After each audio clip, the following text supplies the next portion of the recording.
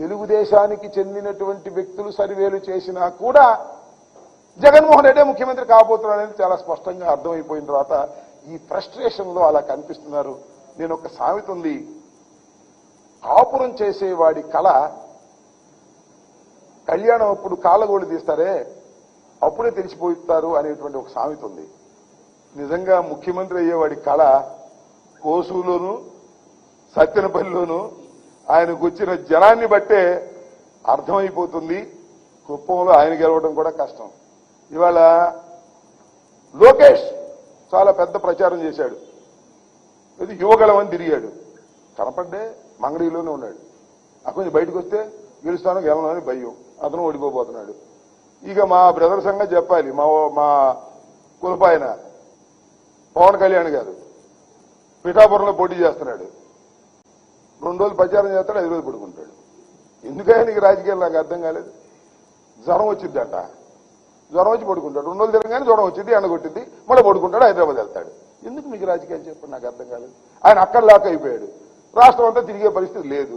చంద్రబాబు నాయుడికి తప్పదు కాబట్టి తిరిగేటటువంటి ప్రయత్నం చేస్తున్నారు. తిరిగి వచ్చి మా మీద విమర్శలు చేస్తాడు.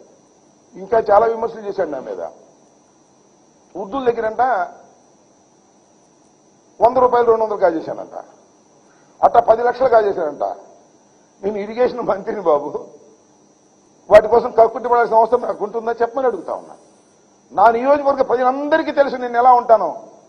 డబ్బుల కోసం కక్కుర్తి పడేటటువంటి నీచమైన మనస్తత్వం నాకు లేదు లేదు లేదు అనే విషయం తెలుగుదేశం వారిని అడిగినా కూడా చెప్తారు. బ్రదర్, నారా చంద్రబాబు నాయుడు గుర్తుపెట్టుకోమని మనవి చేస్తున్నా. ఆ ఒడ్డిన మహిళ దగ్గర 2,50,000 అయ్యేయడానికి ప్రయత్నం చేశానంట. చాలా సందర్భాల్లో చెప్పా. మళ్ళీ అదే రిపీట్, కింద ఎవడో కాగితం రాయిస్తాడు, చదువుతుంటాడు చంద్రబాబు. చంద్రబాబు గారు తెలియదు అసలు ఏం జరుగుతుంది ఇక్కడ. కింద ఎవరొక నా మీద కోపం ఉండడు, లెటర్ రాసిస్తే అది చదువుతూ ఉంటాడు. నేను అలా కక్కుర్తి పడేటటువంటి మనస్తత్వం కాదు నాది. నా మీద బురద జల్లాలనేటువంటి ప్రయత్నం చేసిన ఆకాశం మీద ఉమ్మితే ఎవరి మీద పడుతుంది, నీ మీదే పడుతుంది. గుర్తుపెట్టుకోమని మనవి చేస్తున్నా.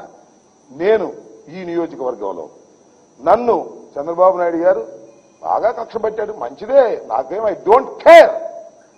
ఎందుకంటే నేను అసెంబ్లీలో కూడా బ్రహ్మాండంగా మాట్లాడతానని, నా మాటకు ఆయన సమాధానం చెప్పలేడని, బయట ప్రెస్ మీట్లో కూడా నేను బాగా మాట్లాడతానని, దానికి సమాధానం కౌంటర్లు ఇవ్వలేరు కాబట్టి నన్ను ఏదో ఒక విధంగా శాసనసభకు రాకుండా అడ్డుకోవాలనేటువంటి ప్రయత్నంతో మా పార్టీలో, కాంగ్రెస్ పార్టీలో ఉన్నటువంటి వస్తాదిని తీసుకొచ్చి నాకు ముందు పోటీ పెట్టారు.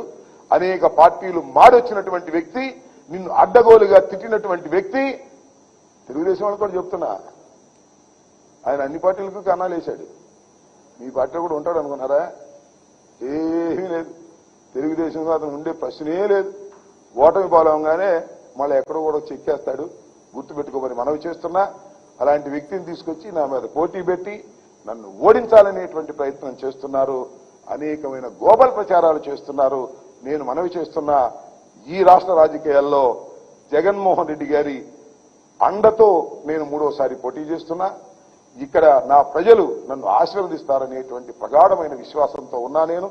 ఎందుకంటే 5 సంవత్సరాల పరిపాలనలో నేను ఎక్కడ గణనీయమైన తప్పులు చేయలేదు.